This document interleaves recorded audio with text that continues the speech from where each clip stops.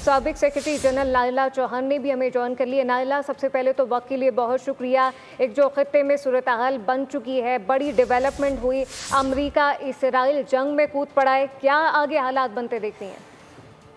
आगे हालात तो बहुत गंभीर लग रहे हैं।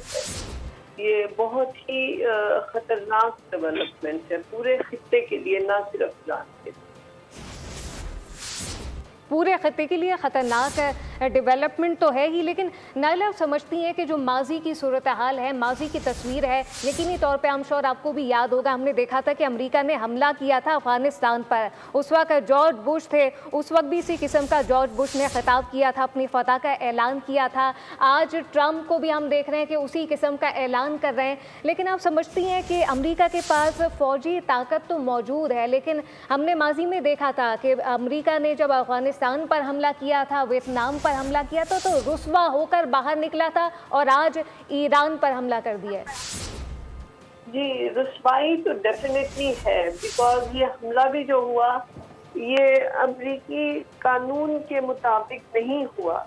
उन्हें इस हमले के लिए कांग्रेस की इजाजत चाहिए थी, और अब कांग्रेस में इस पे बहस हो रही है कि किस तरह से ये अपने ही कवानीन की खिलाफ वर्जी कर रहे हैं। इंटरनेशनल लॉ की तो है ही है, लेकिन इनके अपने मुल्क के भी जो कवानीन हैं उनकी ये खिलाफ वर्जी है।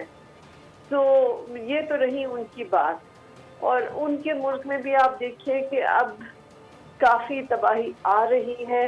इक्तिसादी हालत की बहुत कमजोर पड़ गई है, सियासी हालात भी। ये इजराइल ने जाल फैलाया था, कोशिश कर रहे थे ट्रंप साहब कि उस पर ना पड़े, लेकिन पड़ गए।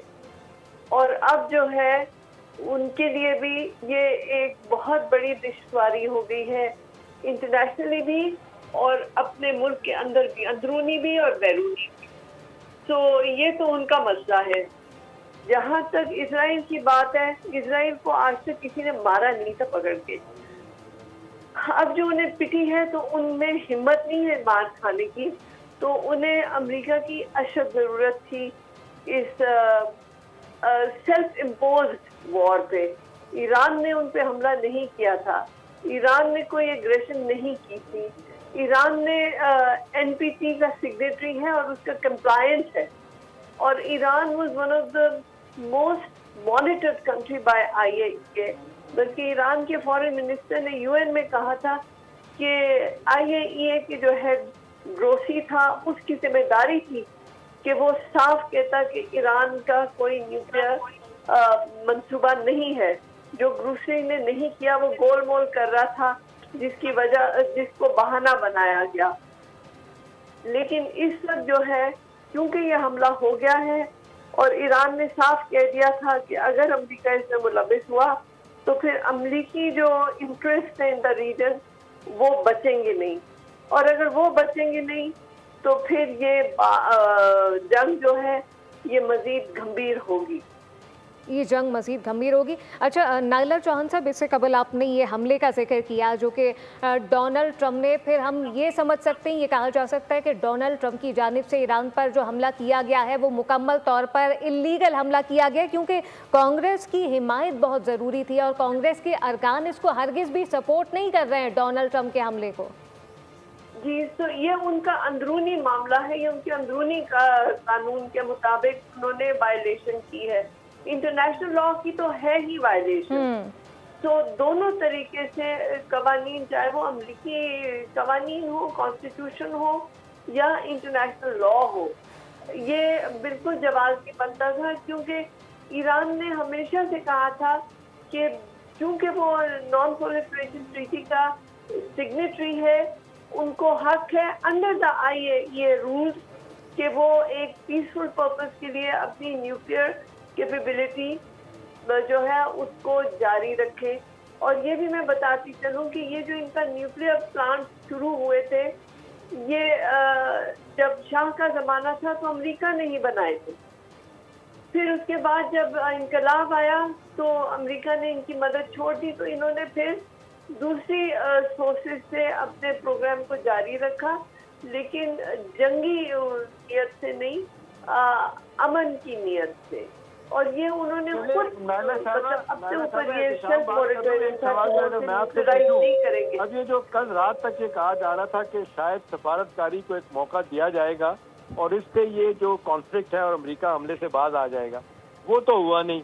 अब आपको क्या लगता है कि अब कोई सफारतकारी ऐसी हो सकती है कि मजीद जंग ना हो और ये जंग का दायरा मिडल ईस्ट और बियॉन्ड ना जाए? एपरेंटली तो लग रहा है कि सारी चीज़ें अब ये कॉन्फ्लिक्ट को बढ़ने की तरफ इशारा कर रही हैं। सेकेंड वर्ल्ड वॉर तो, थर्ड वर्ल्ड वॉर तो ना हो, क्योंकि रशिया और चाइना बहुत मोहतात हैं। उन्होंने सिर्फ बयानबाजी की हद तक तो आगे गए हैं, लेकिन कॉन्फ्लिक्ट के अंदर आने का उन्होंने कोई इंडिया नहीं दिया।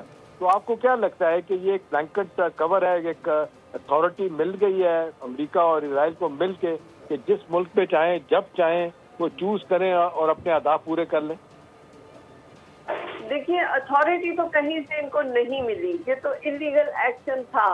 लेकिन अब इजराइल जो है वो डेस्परेट है, क्योंकि इजराइल पे जितने हमले हुए हैं ईरान की तरफ से, इजराइल से बसात नहीं है कि वो उनको सह सके।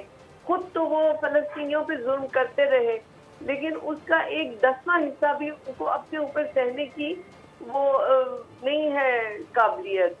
तो अब उनकी कोशिश होगी कि ये जंग खत्म हो, लेकिन ईरान ने तो कह दिया है कि एक दफा आपने जंग शुरू की तो फिर हम इसको आखिर हद तक लेके जाएंगे।